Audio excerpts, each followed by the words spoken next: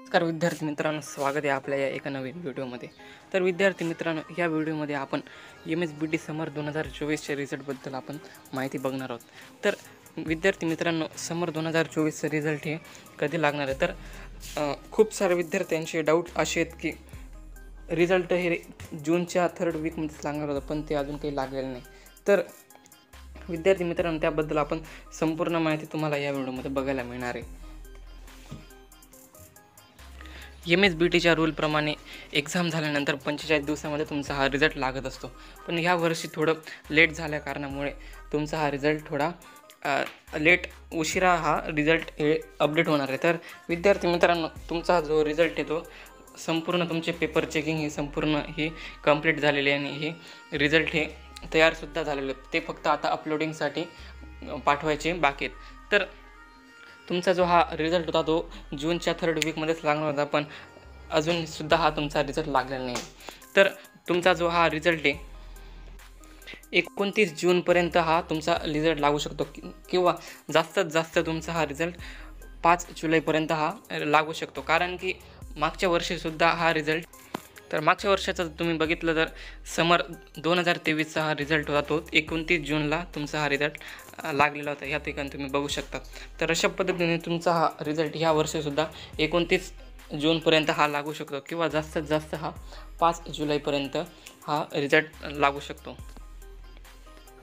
तर ज्यावेळेससुद्धा हा तुमचा रिझल्ट लागेल त्यावेळेस तुम्हाला सर्वात पहिले आपल्या चॅनलवर ही अपडेट बघायला मिळेल. त्यासाठी चॅनलला सबस्क्राईब करून ठेवा.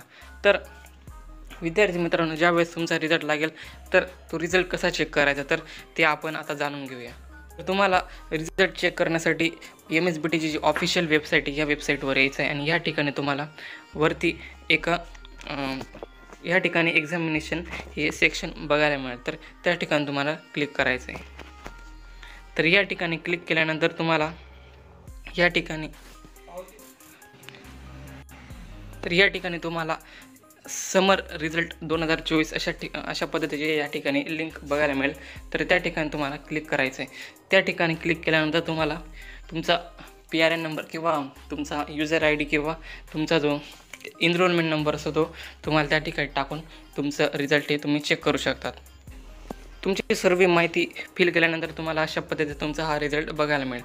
तर या ठिकाणी तुमचं सर्वात पहिले या ठिकाणी नाव बघायला मिळेल. त्यानंतर तुमचा एनरोलमेंट नंबर, या ठिकाणी एक्झामिनेशन किंवा सीट नंबर आणि तुमचं सेमिस्टर कोणते. तर तुम्हाला ही संपूर्ण माहिती बरोबर आहे का नाही ती तुम्हाला संपूर्ण ही चेक करून घ्यायची. त्यानंतर तुम्हाला या ठिकाणी रिझल्ट तुम्हाला किती पर्सेंट हे पडलेले आहे तर या ठिकाणी तुम्ही बघू शकता. त्यानंतर या ठिकाणी ॲब्रिव्हिएशन डिटेल्स, जर आता या ठिकाणी TH म्हणजे थेरी, TM म्हणजे थेरी टेस्ट मार्क, तुम्हाला अशा पद्धतीचे हे सिम्बॉल असतील त्या ठिकाणी तुम्हाला त्यांचा अर्थ या ठिकाणी देण्यात आलेला आहे. तर अशा पद्धतीने तुम्ही ही संपूर्ण माहिती चेक करू शकतात. ज्यावेळेस तुमचा हा रिझल्ट डिस्प्ले होईल त्यावेळेस तुम्हाला सर्वात पहिले आपल्या चॅनलवर ही अपडेट बघायला मिळणार आहे. तर त्यासाठी तुम्ही चॅनलला सबस्क्राईब करून ठेवा, जेणेकरून तुम्हाला ही माहिती लवकरात लवकर मिळेल.